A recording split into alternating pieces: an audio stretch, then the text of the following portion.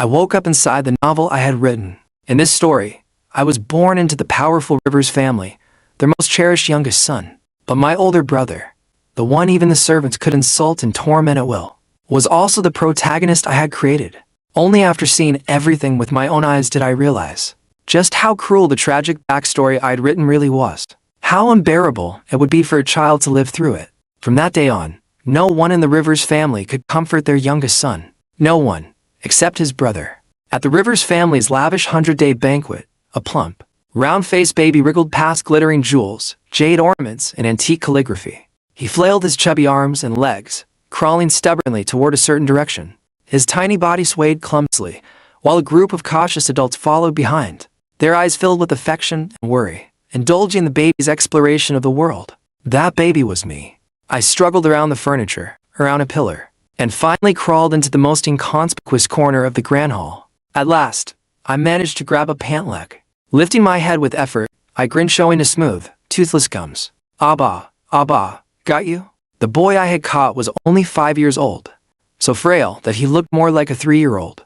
He wore a finely tailored white shirt, but it hung loosely from his narrow shoulders, and the small leather shoes on his feet were far too big, their heels gaping with empty space. He stood there quietly while I clung to his leg, my baby hands grasping tightly as I beamed up at him with a toothless smile. Abba. The boy lowered his head and looked down at me coldly. The numbness in his eyes deepened into something darker, a quiet, bone-deep chill that shouldn't exist in a child's gaze. A shiver ran through me. He was terrifying.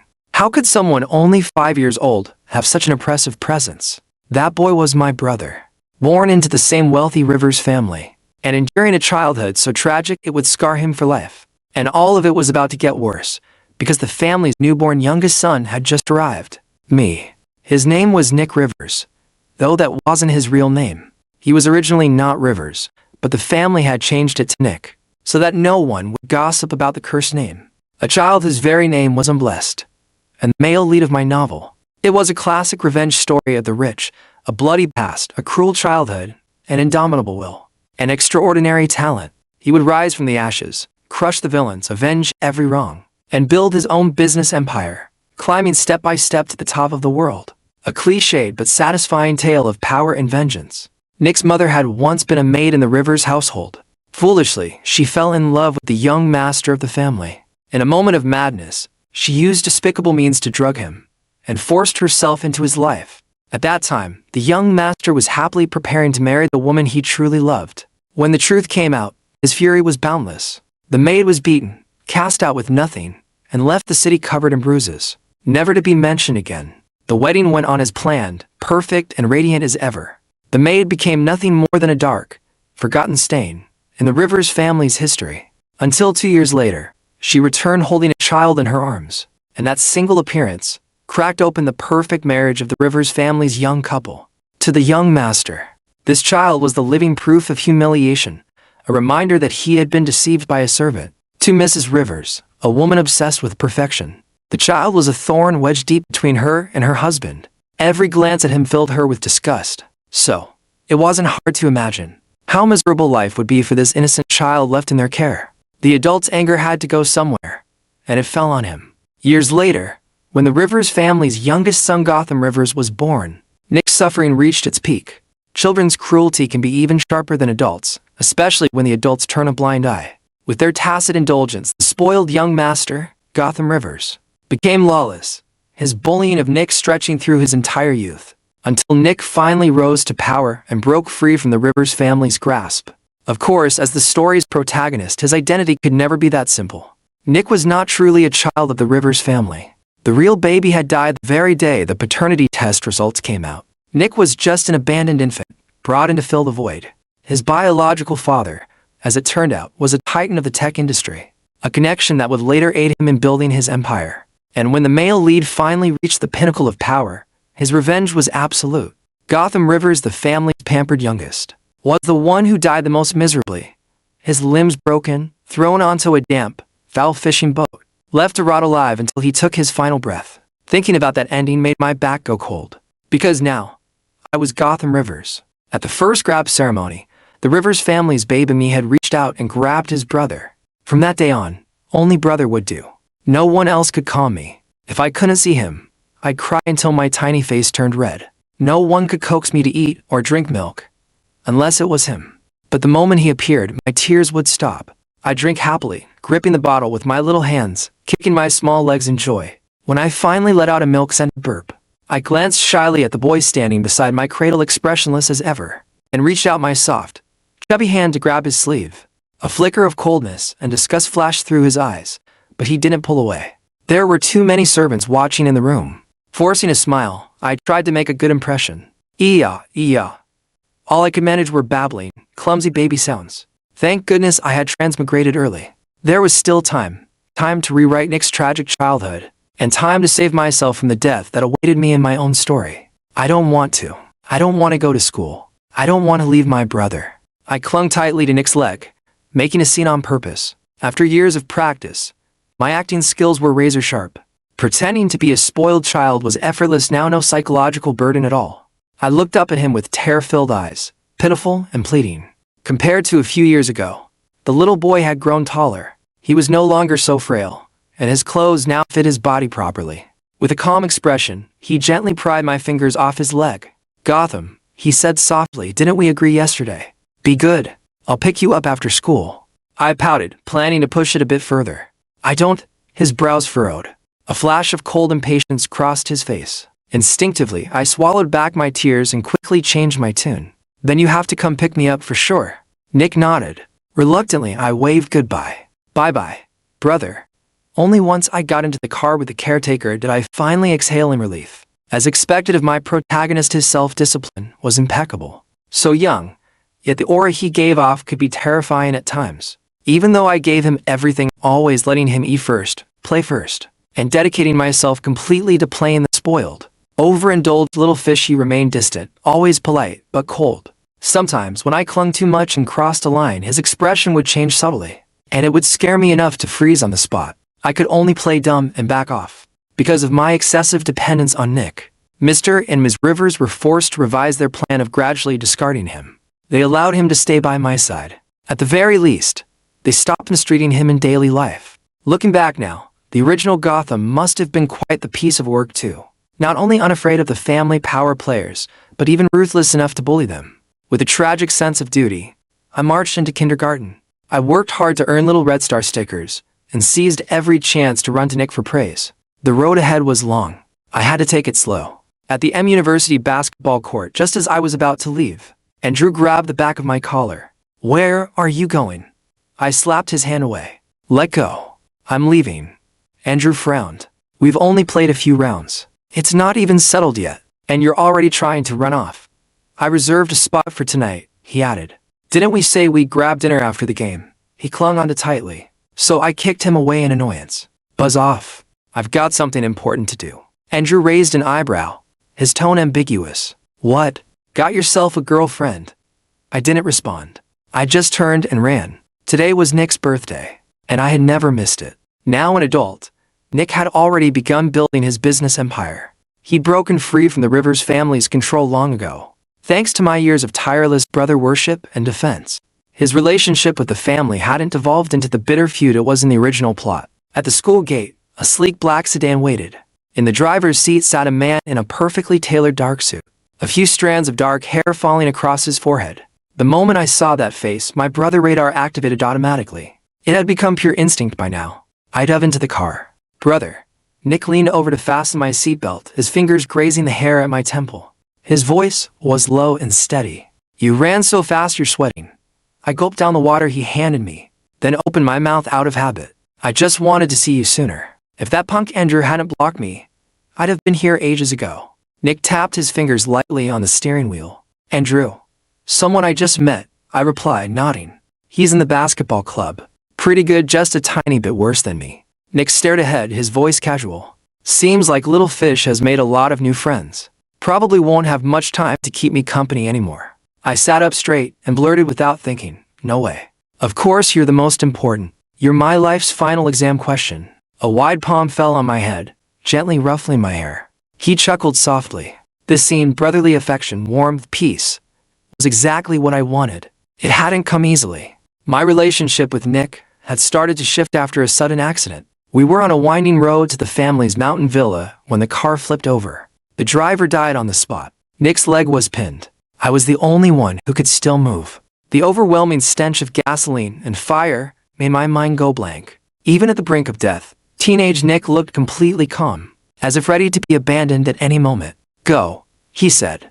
Tears streamed down my face. A sharp, indescribable pain clawed through my chest.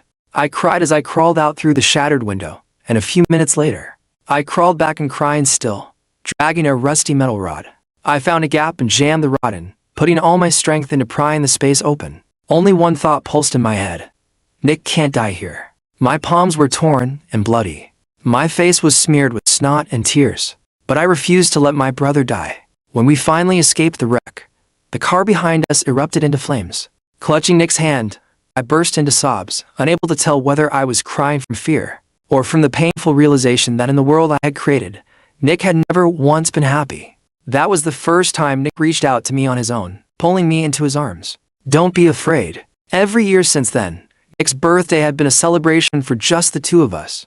Unlike me, the Rivers family threw a huge party for me every year. But no one remembered Nick's birthday except me. That used to break my heart.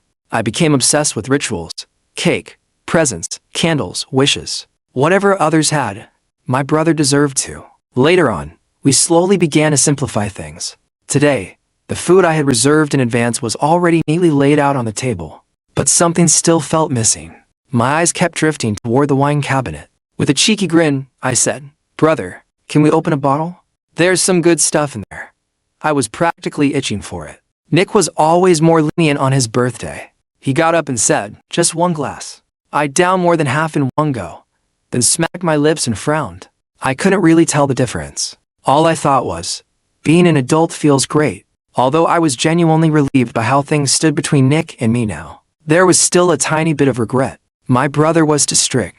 No smoking, no drinking, no staying out late, no dating while still in school. A whole list of rules, and none of them could be broken. Because when Nick got angry, he was terrifying. After we'd eaten and drunk our fill, he took the empty wine glass from my hand and gently pulled me up from my seat. "Little fish," he said, "you're drunk." I leaned woozily against his chest, clinging tightly to the back of the chair, unwilling to move. I heard his voice, low and laced with a helpless kind of indulgence. "That's enough. No more drinking. I'll take you to your room." Still, I refused to let go. My gaze locked onto the wall clock not far away tick. The hour and minute hands slowly aligned. I grinned foolishly. "It's midnight. Brother, happy birthday." And then thump, I collapsed right against his chest. I didn't see how his gaze darkened in that instant. I didn't see how his arms locked tightly around me, or the way his breath trembled as he buried his face into the crook of my neck, a suppressed sigh slipping from his lips. When I woke, it was already afternoon. I grabbed my phone and saw 2 messages from Nick. "Brother, I'm heading to the office. I'll be back late. Brother, remember to heat up the food on the table before you eat." I replied with a snuggly sticker. According to my original plot, Nick's career should still be in its early, overwhelming stages. He should be drowning in work. But in reality, he seemed entirely composed, with more than enough time to scold me whenever he wanted, as expected of a main character. After a quick shower, I scarfed down a few bites of food. Then I grabbed my phone to find something to pass the time. Andrew had sent me his location. "Andrew, coward, you coming or not? Andrew, let's settle this once and for all. Andrew, Gotham, wait there." I replied with a sharp retort, changed clothes, and headed out. The school wasn't far from where I lived. The apartment was chosen by Nick himself, so I could get to class easily. I'd applied for a dorm room, too, but I could count on one hand how many times I'd actually stayed there. By the time I arrived, Andrew and the others had already played a few rounds. He jogged over and threw an arm around my shoulders. "So," he grinned, amid defeat. We were both dripping with sweat. I slapped his arm away, face scrunched in disgust. "Get off me." He straightened up, then gave me a second glance. "What happened to your mouth?" I blinked. My lips felt sore when I woke up, kind of swollen too. Probably just a heat rash or something. "Heat rash, huh?" Andrew narrowed his eyes, suspicious. "Really just that?" I gave him a confused look. This guy had been making weird, passive-aggressive comments a lot lately. I started to walk past him toward the showers, only to be pulled back by my collar again. "There's a new place on South Street," he said. "Food's great. Come grab a bite with me." I hesitated.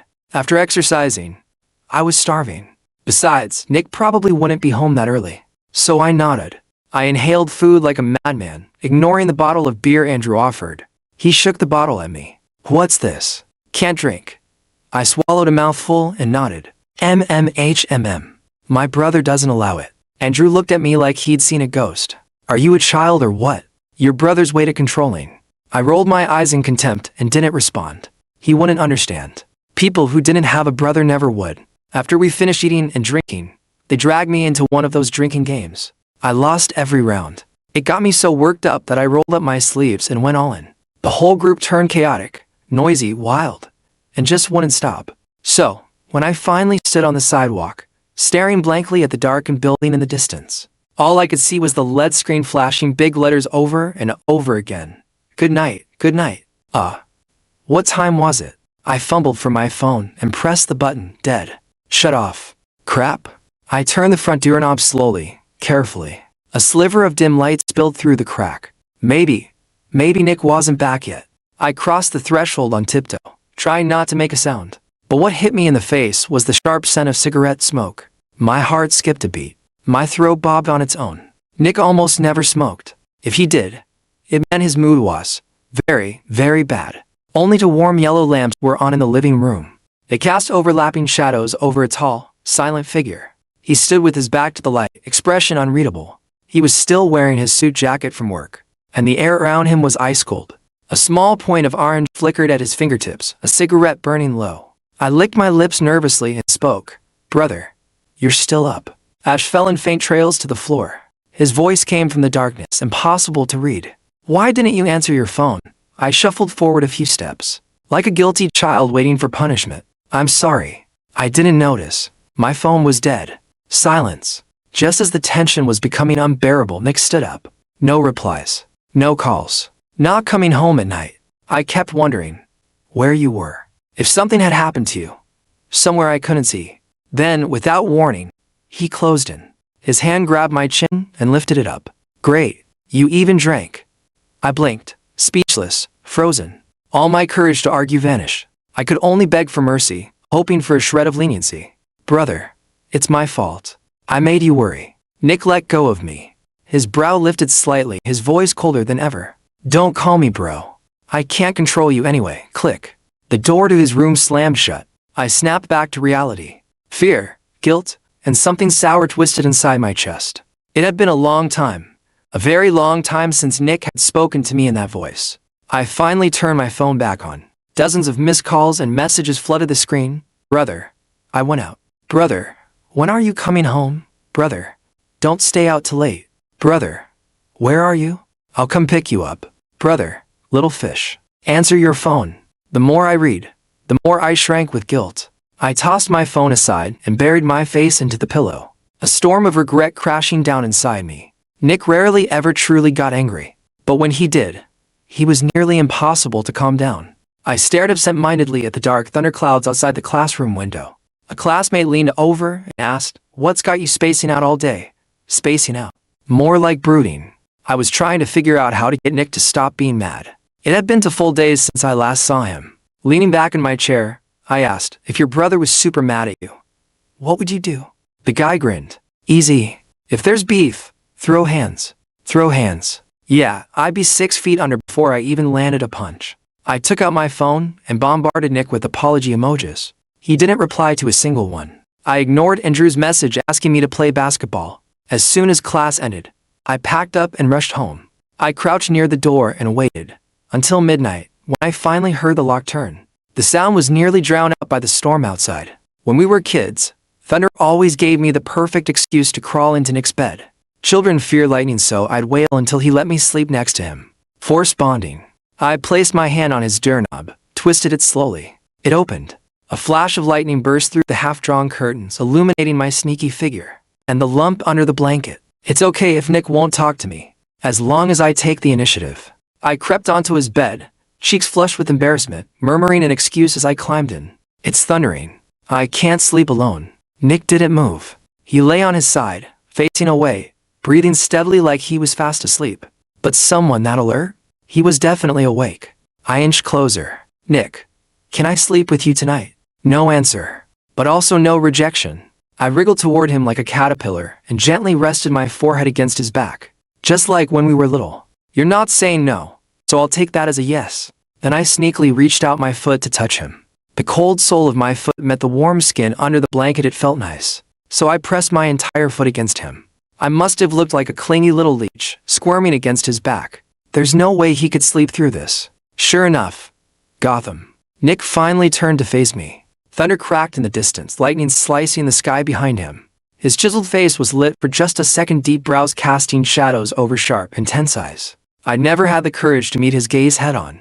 There was always something dangerous hidden there. Maybe that's what made him feel so. Like a true protagonist. I tilted my head up and gave a sheepish smile. Are you?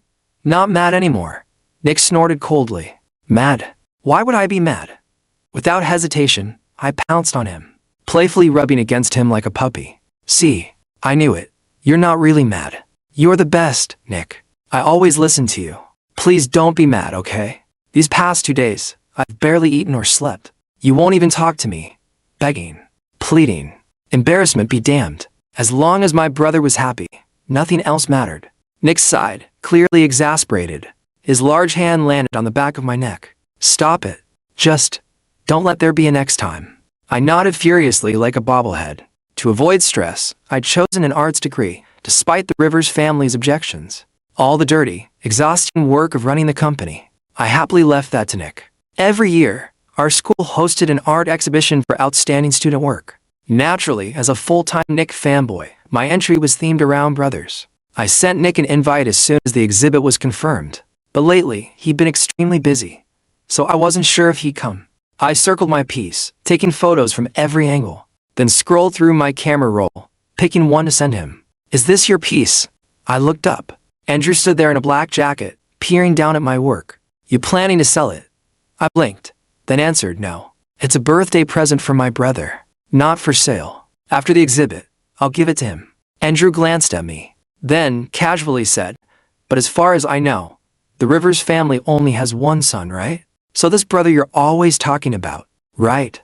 The Rivers family had never publicly acknowledged Nick. Very few people knew the truth. I stared at the screen photo sent successfully, then replied calmly, why are you asking so much? Andrew shrugged. Just messing around. Thought I'd get to know you a little better. He stuck close to me the entire day, even invited himself to our department dinner. That night, the temperature dropped sharply. Autumn chill cut through my clothes as I shivered on the sidewalk. Andrew walked over. Come on, I'll drive you home. I shook my head. Thanks, but I'm waiting for my brother. He's on his way. Andrew looked mildly speechless. Gotham, are you still breastfeeding? I yawned dramatically, wiping fake tears from the corners of my eyes. None of your business. He stopped teasing. Then, unexpectedly, reached out and wiped something from the corner of my eye. You really are just a kid, he chuckled. Before I could react, a loud car horn pierced the air. Get in. A sleek black car rolled to a stop in front of me. The window rolled down halfway. Nick's sharp profile appeared in the driver's seat. The air in the car was thick with tension. Uneasy, I glanced at Nick's expressionless face, hoping to break the suffocating silence. Brother, did you eat? His response came, flat and quiet. Who is he? It took me a second to realize who he meant. You mean Andrew? He's from the same club. We play basketball together sometimes. Silence again. I followed Nick into the house, still not understanding. Hadn't I already made peace with him? Why was he suddenly cold again? The moment the front door clicked shut, Nick turned abruptly. His tall figure loomed over me, blocking the faint light from the hallway. I blinked in confusion. What's wrong? He spoke slowly, each word deliberate. I don't like you getting too close to Andrew. He took a step forward. I startled, instinctively raising my arms as if to defend myself from something unknown. My back bumped lightly against the cabinet. Or rather, he continued, I don't like you getting too close to anyone. I don't understand what you're saying, I stammered. He bent down, eyes dark and turbulent. You will, little fish. My mind went blank. Before I could react, his hot breath brushed my skin, and his lips crashed against mine hungry. Possessive, wild. Every string of reason snapped. My limbs trembled. This wasn't part of the story I wrote. No way. Had I fallen into some kind of fan fiction version of my own novel? I shoved him away, panic surging. Nick, you're insane. We're brothers. But he didn't let go. His body caged me in, leaving no room to run, no air to breathe. His voice was calm, terrifyingly calm. Then don't worry. There's no problem. Little fish, I'm not related to the Rivers family by blood. My heart dropped. He knew. He already knew. The plot was unraveling faster than I could grasp it. Since when had he known? And since when had he started feeling this way about me? My thoughts spun out of control. He took my trembling fingers in his hand and whispered, "Don't be afraid. Don't run away. You're mine, little fish. No one can change that." From that day on, I couldn't take a single step outside the penthouse. He cut me off from the world. Every door and window was locked. Nothing opened without his command. I screamed, fought, begged, cried. But it was useless. The sound of footsteps outside the door told me Nick was back. I dove under the blanket, pretending to sleep. The bed sank as he sat down. Then suddenly he lifted me, blanket and all, into his arms. I gasped, my face burning red. I struggled to break free, but his grip was iron. His lips rained down frantic, endless kisses on my face. I turned my head away, desperate to avoid him, only to feel his teeth clamp down on my earlobe. "Ah!" I cried out. Nick's voice was cold. "You didn't eat all day. What is this, a drama? Trying to starve yourself?" I flushed with shame. I knew it was a stupid idea. But what else could I do? He'd cut the Wi-Fi. The entire apartment was under surveillance. Something I had never even realized before. "Let me out, Nick." He chuckled softly. "Little fish, you're adorable." Then his smile vanished. "But don't treat your body like this. It hurts me to see." I broke, voice trembling. "Brother, please, don't do this. I'm scared." He sighed, but his words were icy. "If I let you out, you'll only run away. So I'd rather you stay here with me forever." My stomach turned cold. He wasn't joking. He meant it. My lips parted, but no words came out. He released me, stood up, and tossed a black phone onto the bed. "If a call comes through, answer it," he said flatly, then turned and walked out. Moments later, the phone rang. I hesitated, then answered. "Sweetheart," came a woman's gentle voice. "It's Mom." After I hung up, Nick walked back and carrying a tray of food. I looked up at him, heart pounding. Even though I already knew the answer, I still asked, "You did something to the Rivers family, didn't you?" Nick set down the tray and met my eyes. "Little fish," he said quietly, "I don't want you to hurt yourself." Our gazes locked for a long moment. Then I lowered my head. "I'm hungry." The warm, silky porridge slid down my throat, reminding me how ridiculous my hunger strike had been. Every night, Nick would force me to sleep in his arms. His arms locked tight around my waist. His chest, hot against my back. His breath, heavy on my neck. And that unignorable tension, the desire he could no longer hide. His hand would slip down my stomach, slow and deliberate. I shut my eyes, trembling. "Brother, please, don't. I'm begging you." His palm brushed my back softly. "Little fish," he murmured, "you have to learn to accept it. I won't wait forever." All these years, I'd thought of Nick as my real brother. But things were no longer unfolding as I had written them. Maybe everything had already gone off script the moment I became Gotham. My mind was chaos every day. I didn't know how to face him. So I avoided him. I spoke less and less. And I could tell his patience was thinning. The desire he tried to suppress simmered beneath the surface. And I was terrified of the day he'd finally lose control. I set down my game controller and glanced out the window. It had been raining for days. Then the faint click of the front door. He was back, followed by the dull thud of something heavy falling to the floor. He didn't come in. After a long pause, I hesitated, then went to check. Nick was half collapsed on the ground, the sharp scent of alcohol filling the air. He was drunk. I looked at the locked door. Even if he was drunk, I knew I couldn't escape. Not from this place. I knelt down to help him up. But he suddenly pulled me down instead. The world spun. Then I was on the floor, pinned beneath him. His lips crashed against mine, desperate and feverish. He was like a starving wolf, driven only by instinct and hunger. I couldn't speak, only whimper, helplessly. My wrists were pinned above my head, my body trapped under his weight, heat searing through me. My mind was breaking apart. When his hand yanked at my waistband, I jerked violently, trembling all over. "Stop, please, Nick, don't do this. You can't do this to me." He grabbed my chin roughly, his voice hoarse and final. "Little fish, I told you accept it. There's no other way." I looked straight into his eyes, and something inside me snapped. "Nick," I screamed, "I hate you." His pupils contracted. It was as if the wild beast inside him had been struck through the heart. He froze completely. After what felt like forever, he released me, staggered to his feet, and gripped the doorknob. "Little fish," he said quietly, "all your life, You've always said the same thing, brother. I love you the most. Every time. I wanted to keep that love all to myself. Hide it away. So only I could have it. He gave a hollow laugh. But it seems, this love was never mine to begin with. His voice was calm to calm, as if the madness and violence from moments ago had never happened at all. In his eyes, the feverish glow slowly faded, until all that was left was silence. He opened the door and said, "You can go now." I don't remember how I ran down the stairs, still in pajamas and slippers, hair a mess. I dashed out of the building, straight into the rain, flagged down a random taxi. Just as I reached for the car door, I looked back. The towering, cold building loomed like a fortress in the storm. The lights on the top floor were already out. Nick's expression kept flashing through my mind. And suddenly, my memory pulled me 10 years into the past. Back then, when he was 15 and facing death, he had looked at me the same way and said the same thing. "You can go now." The same calm. The same suffocating silence. I couldn't tell if it was rain or tears rolling down my cheeks. I left. I could always return to the Rivers family. I had Mr. and Mrs. Rivers. I had Grandpa and Grandma. They cherished me like a treasure in this life. But Nick only had me. If I walked away, he would be truly alone. Would anyone celebrate his birthday with him? Would anyone prepare a gift for him?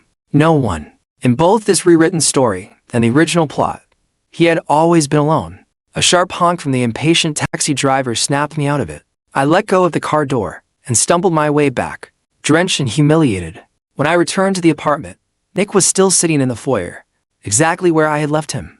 He looked up at me and asked, "Why did you come back?" His eyes, they reminded me of when I was just a baby, clinging to his pant leg and gazing up at him. Back then, his expression had been numb and cold.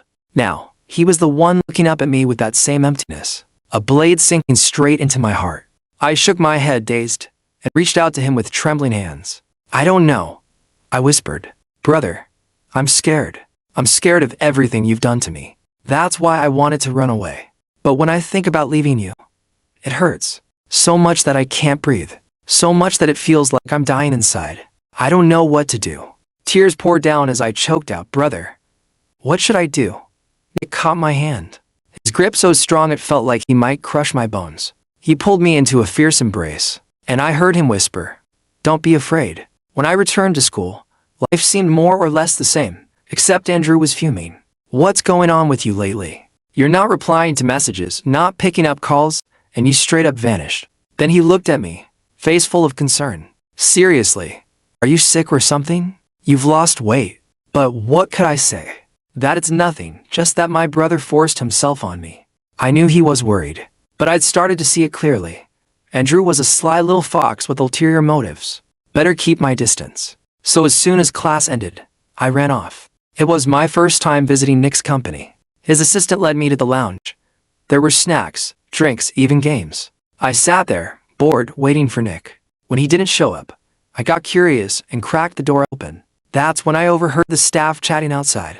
"Hey, Sister Susan, who's that cute boy you're picking up personally?" "President Rivers' younger brother." "Wait, President Rivers has a younger brother. He's way too good looking, heh? Keep it down. Better remember his face." For sure. Yeah, maybe I shouldn't show my face around here." I slumped back onto the couch. Things between me and Nick didn't feel that different, really. Except now, he liked to kiss me anywhere, anytime. He always wanted to hug me, and he insisted we sleep together every night. Thinking about it made my cheeks burn. But other than that, nothing had really changed, right? I fiddled with the drawstrings of my hoodie, tightening them until my world shrank to a single slit. Through that narrow view, Nick appeared. "Little fish, you here?" He peeled the hoodie off my face. I realized I'd been acting like a complete idiot again. So I changed the subject. "Done with your meeting?" Nick sat down, pulling me into his lap. "Yeah, but I'll be home late tonight. Can Little Fish stay here and keep me company?" I mumbled. "You wouldn't let me leave anyway." He chuckled softly and kissed me. Such a good boy. I don't know how much time passed. Drowsy and warm, I vaguely heard Nick's voice. "Little Fish, wake up. Time to go home." I looked up at the familiar shape of his jaw, his eyes, his brows. He lowered his head until our noses touched. His voice was gentle, tender. "Come on, let's go home." I reached out and hugged him. Wrapped in his warmth, I thought, maybe this isn't so bad after all. I used to think I could rewrite the story I created, but in the end, the script wrote me instead. Outside, storms come and go, yet his arms never loosen. Maybe this isn't love. Maybe it's a cage. But somewhere in that darkness, I stopped wanting to leave.